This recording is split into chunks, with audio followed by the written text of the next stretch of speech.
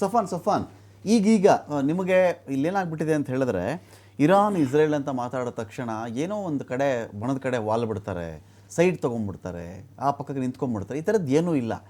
War ನಡೆದಂತೆಯೇ Israel damage ಆಯಿತಾ, Israel damage ಆಗಿದೆ. ಇರಾನಲ್ಲಿ damage ಆಗಿದೆ. ಖಮೇನಿ ಹೊಡೆದು ಹಾಕಿದ್ರೆ ಹೌದು ಖಮೇನಿ ಕತೆ ಮುಗೀತು. ಹೌದು ಅಲ್ಲಿ ಲಾರಿಜಾನಿನ ಮುಗಿಸಿದ್ರು. ನೆಕ್ಸ್ಟ್ ಯಾರೋ ಗೊತ್ತಿಲ್ಲ ನಮಗೆ. ಸೊ ಇಂಥ ಸನ್ನಿವೇಶದಲ್ಲಿ ಆ ಭಾಗದ ಜನಗಳು ನೀವು ಅಲ್ಲಿಂದ ಆಚೆ ಬಂದಾಗ ನಿಮ್ಗೆ ಎಂಥ ಮನಸ್ಥಿತಿಯಲ್ಲಿ ನೀವಿರ್ತೀರಿ ಈಗ ಅಂತ? ನಮ್ಗೆ ಈ ಯುದ್ಧದ ಬಗ್ಗೆ ನಮ್ಗೆ ಏನು ಗೊತ್ತಾ, ನೀವು ನೋಡಿ ಯಾವುದೇ ಯುದ್ಧ ಕೂಡ ನಮ್ಮ ಎಷ್ಟೇ ದೂರದ ಕಂಟ್ರಿ ಅವರು ಕೂಡ ಅದು ಪ್ರತಿಯೊಂದು ಮನೆಯ ಅಡುಗೆ ಕೋಣೆಗೂ ಕೂಡ ಅದರ ಬಿಸಿ ತಟ್ತದೆ. ಸೊ ಆಕ್ಚುಲಿ ಕೆಲವೊಂದು ಫ್ಯಾಕ್ಟ್ ವಿಷಯಗಳನ್ನು ಈ ಎಸ್ಪೆಷಲಿ ನಮ್ಮ ನ್ಯೂಸ್ ಚಾನೆಲ್ಗಳೆಲ್ಲ ಮಾತನಾಡಲ್ಲ. ಬಟ್ ನನ್ಗೆ ತುಂಬಾ ಖುಷಿ ಆಗಿರೋದು ಈ TV5 ನಿಜವಾಗಿಯೂ. ಯಾಕೆಂದ್ರೆ ಗಲ್ಫ್ ಕಂಟ್ರಿಯಲ್ಲಿ ಕೂಡ ತುಂಬಾ ಸ್ನೇಹಿತರೆಲ್ಲ ಹೇಳುವುದನ್ನ ನಾನು ಕೇಳಿದ್ದೇನೆ. ಇವಾಗ ಸ್ಪೆಷಲಿ ಈ ಒಂದು ಚರ್ಚೆ ಇಲ್ಲಲ್ಲ, ಏನೆಲ್ಲ ವಿಶ್ಲೇಷಕರು ಇಲ್ಲಿ ಬಂದಿದ್ದಾರೆ, ಅವರೆಲ್ಲ ಮಾತನಾಡಿದ ರೀತಿ, ಅವರು ಮಾತನಾಡಿದಂತಹ ವಾಸ್ತವ ಅದಾಗಿದೆ ಫ್ಯಾಕ್ಟ್ ಆಕ್ಚುಲಿ. ಅದು ಬಿಟ್ಟು ಅವರು ಒಬ್ರು ಹೇಳಿದ್ರಲ್ಲ ಇಸ್ರೇಲ್ ದೇಶದ ಬಗ್ಗೆ, ಅಮೆರಿಕ ದೇಶದ ಬಗ್ಗೆ, ಅದರಿಂದ ಬರುವಂತಹ ಏನೋ ಅವರ ರೀಸನ್ ಎಲ್ಲ. ಸೊ ನಿಜಕ್ಕೂ ಇದಾಗಿದೆ ಫ್ಯಾಕ್ಟ್. ಇದು ನಮ್ಮ ಜನರಿಗೆಲ್ಲ ಗೊತ್ತಾಗ್ಬೇಕು.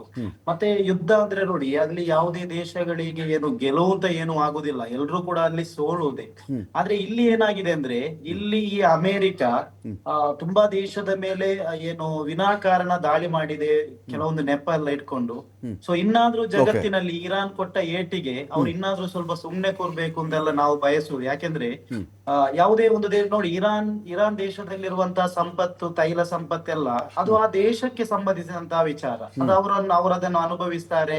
ಮತ್ತೆ ನಮ್ಮ ಇಂಡಿಯಾಗೂ ಕೂಡ ಎಲ್ಲ ಅದು ಬರುತ್ತೆ. ಅದನ್ನು ವಿನಾಕಾರಣ ಇವರು ಹೋಗಿ ಅಲ್ಲಿ ಕಬ್ಜಾ ಮಾಡಿ ಅದು ನಮ್ಗೆ ಸೇರ್ಬೇಕು ಏನಾ ನೆಪ ಒಡ್ಡಿ ಅಲ್ಲಿ ದಾಳಿ ಮಾಡೋದು, ಅಲ್ಲಿ ಅನೇಕ ಮಕ್ಕಳು ಸಾಯೋದು, ಅಮಾಯಕರು ಸಾಯೋದೆಲ್ಲ ಆದ್ರೆ ಅದೆಲ್ಲ ನೋಡ್ಲಿಕ್ಕೆ ನಮ್ಗೆ ತುಂಬಾನೇ ಕಷ್ಟ, ತುಂಬಾನೇ ಬೇಜಾರಾಗ್ತದೆ. ನೋಡಿ, ಪ್ರತಿಯೊಂದು ಜಗತ್ತಿನ ಪ್ರತಿಯೊಂದು ಜೀವಿ ಮನುಷ್ಯರಲ್ಲೂ ಕೂಡ ನಾವು ಮಾನವೀಯತೆಯನ್ನು, ಪ್ರೀತಿಯನ್ನು ಕಾಣ್ಬೇಕು.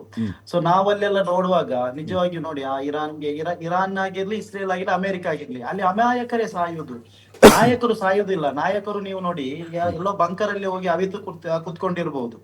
ಸೊ ಇಲ್ಲಿ ಏನಾಗ್ತಾ ಇದೆ ಅಂದ್ರೆ, ಜಗತ್ತಿನಲ್ಲಿ ನೋಡಿ ಅದು ಒಂಥರ ಉಂಟಲ್ಲ, ನಮ್ಮ ಮುಂದಿನ ಪೀಳಿಗೆಗೆ, ನಮ್ಮ ಪರಿಸರಕ್ಕೆಲ್ಲ ಹಾನಿಯೇ ಹೊರತು ಇಲ್ಲಿ ಏನು ಮಾಡಿ ಇಡ್ಲಿಕ್ಕೆ ಏನೂ ಇಲ್ಲ. ಅವರ ಒಂದು ಕುತಂತ್ರ ಬುದ್ಧಿ ಎಲ್ಲ ಕೊನೆಗೊಳ್ಳಿ, ಜಗತ್ತಿನಲ್ಲಿ ಶಾಂತಿ ನೆಲೆಸಲಿ ಅನ್ನೋದೇ ನಮ್ಮ ಒಂದು ಹಾರೈಕೆ, ಪ್ರಾರ್ಥನೆ. ನಮ್ಮೆಲ್ಲರ ಮನಸ್ಸು ಕೂಡ ಅದೇ ತರ. Okay Safan, okay. ಈಗ ಶಶಾಂಕ್ ಅವರೇ, ಈಗ ನಾವು ಹಾರ್ಮುಜ್ ಜಲಸಂಧಿಯನ್ನು ಹಿಡಿತಕ್ಕೆ ತಗೊಳ್ತೀನಿ ಅಂತ ಹೇಳಿ ಒಂದು ಉಮೇದಿಗೆ ಬಿದ್ದಿರೋದು ಇದೆ ಅಮೆರಿಕ. ಅವರಿಗೆ ಹಾರ್ಮುಜ್ ಜಲಸಂಧಿ ಕಂಟ್ರೋಲ್ ತಗೊಂಡಿಲ್ಲ ಅಂದರೆ ಅವರ ಪ್ರತಿಷ್ಠೆಗೆ ದೊಡ್ಡ ಭಂಗ ಅದು. ಆಮೇಲೆ ಪ್ರತಿಯೊಂದು ದೇಶಕ್ಕೂ ಅದರದೊಂದು USP ಅಂತ ಇರುತ್ತೆ. ಎವ್ರಿ ನೇಷನ್ಗೆ ಅದೊಂದು ಇರುತ್ತೆ. ನನ್ನಲ್ಲಿ ಇಂಥದ್ದೇನೋ ಒಂದು ಹೆಚ್ಚುಗಾರಿಕೆ ಇದೆ, ನನ್ನಲ್ಲಿ ಯಾವುದೋ ನಾವು ಈ ಸರ್ಕ್ಯೂಟ್ ಬೋರ್ಡ್ಗಳು ನಾನು ಮಾಡ್ತೀನಿ, ಕೆಪಾಸಿಟರ್ ನಾನು ಮಾಡ್ತೀನಿ, ನನ್ನ ಹತ್ರ ಹಾರ್ಮುಜ್ ಇದೆ ಅನ್ನೋದು. ಈ ಹಾರ್ಮುಜ್ ಒಂದು ಇಟ್ಕೊಂಡ್ಬಿಟ್ರೆ ಇರಾನ್ಗಿರೋ ದೊಡ್ಡ ಶಕ್ತಿನೇ ಹಾರ್ಮುಜ್. ಏನೋ ಕ್ಷಿಪಣಿ ದಾಳಿ ಮಾಡಿಬಿಟ್ರೆ, ಹಾರ್ಮುಜಲ್ಲಿರ್ತಕ್ಕಂಥ ಆ ತೀರದಲ್ಲಿರ್ತಕ್ಕಂಥವ್ರು ನಾವು ವಶಕ್ಕೆ ತೊಗೊಂಡ್ಬಿಟ್ರೆ ಸಿಕ್ಕಿಬಿಡುತ್ತೆ ಅನ್ನೋ ಉಮೇದಲ್ಲಿ ಬಿದ್ದಿರೋದು ಇದೇ ಅಮೆರಿಕ. ಪಾಸಿಬಲ್ಲ 6 ತಿಂಗಳ ಕಾಲ ಅಪ್ಪಿತಪ್ಪಿ ಹಾರ್ಮುಜ್ ಏನಾದರೂ ಇದೇ ಸ್ಥಿತಿಲಿ ಇದ್ದುಬಿಟ್ರೆ ಜಗತ್ತಿನ ಆರ್ಥಿಕತೆ ಅಲ್ಲೋಲ ಕಲ್ಲೋಲ, ರಿಸೆಷನ್ ಕಾಲದಲ್ಲೂ ನೋಡದೇ ಇರುವಂಥ ದೊಡ್ಡ ಅಲ್ಲೋಲ ಕಲ್ಲೋಲ ನಡೀಬಹುದು ಅಂತ. 20% ಸಾಕು ಡ್ಯಾಮೇಜ್ ಮಾಡೋಕ್ಕೆ, ಬರೀ 20% ಸಾಕು ಡ್ಯಾಮೇಜ್ ಮಾಡೋಕ್ಕೆ.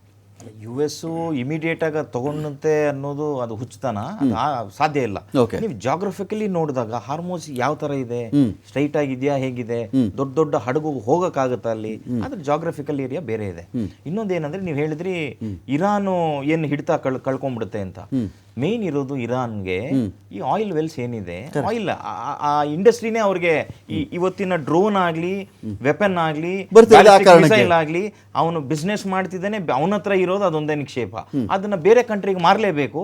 ಅಲ್ಲಿಂದ ಬರ್ತಕ್ಕಂಥ ಹಣನ ಅವ್ನ ವೆಪನ್ರಿ ಏನು ಆರ್ಮ್ಸ್ ಅಂಡ್ ಅಮ್ಯುನಿಷನ್ ಅವ್ನು ಸ್ಟೋರ್ ಮಾಡ್ಕೊಂಡಿದ್ದಾನೆ. ಇದನ್ನೇ ನೀವು ಕಟ್ ಮಾಡಕ್ ಹೊರಟ್ರೆ ಆ ದೇಶದ ಪರಿಸ್ಥಿತಿ ಏನು? ಹಾಗಾಗಿ ಹಿಡಿತ ಜಾಸ್ತಿ ಇರಾನು ಹಾರ್ಮೋಸ್ ಜಲಸಂಧಿ ಮೇಲೆ ಜಾಸ್ತಿ ಹಿಡಿತ ಇಟ್ಟಿದೆ. ಅಮೆರಿಕ ನೋಡಿ, ಎಲ್ಲರೂ ಹೇಳ್ತಾರೆ ಅಮೆರಿಕ ದೊಡ್ಡ ದೇಶ, ಬಲಿಷ್ಠ, ಹಾಗೆ ಹೀಗೆ ಅಂತ.